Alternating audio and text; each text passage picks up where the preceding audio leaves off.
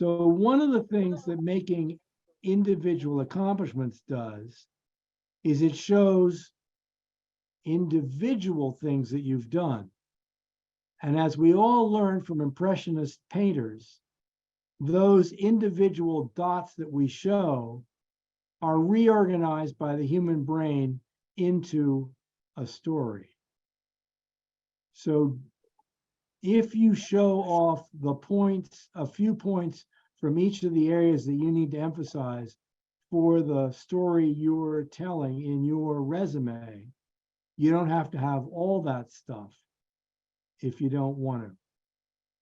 Now, I have worked with clients for whom a 6-page resume was the right thing because he was going into a senior job, CEO job, and he was calling on experience that he'd had when he was in sales, when he was in operations, and he needed to show off all those jobs separately to show that he had what it took to become the CEO.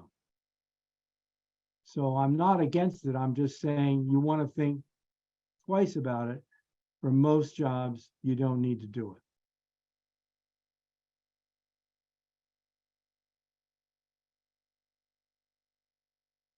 So now these bullets, these accomplishment bullets, show us that we are individuals, and we want to be showing ourselves as individuals. Yes, it's possible to put more on LinkedIn than on your resume. And depending on the breadth of experience that you need to show off on LinkedIn, you may need to do that.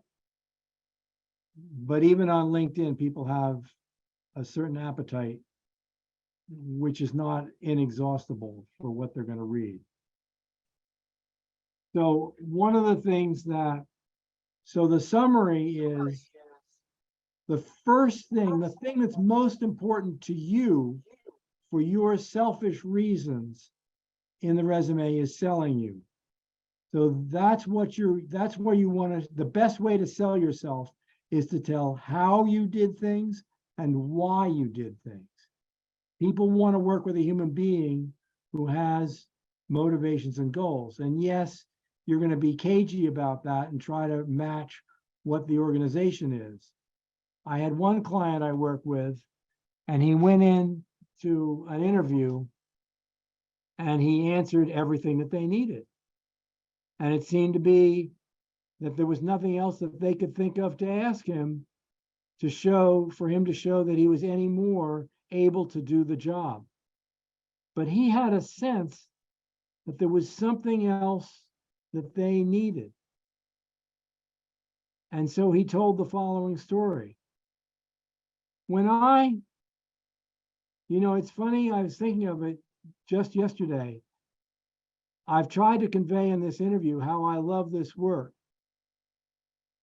Just last week, I had a real quandary of how to handle something. My son's soccer game was moved so that I had to, if I was going to attend, I had to miss an important client meeting. So I reached out to my son and explained to him that this was an important meeting that I had to go to and that I'd be sure to make it to the next one. And I stayed, as a matter of fact, I stayed beyond 9 o'clock and got the job done and had the client meeting and was very successful. And all the interviewers relaxed and smiled. Why? Because he'd figured out that they were workaholics and he needed to show them that he was a workaholic or he wasn't going to get the offer. So he got the offer and he turned it down. So you want to think about the story you're telling so that if you show why what motivates you, it's going to help people be sure about the fact that you're the right candidate. And it may end up you don't get some offers, but they may be at places that you wouldn't have wanted to work anyway.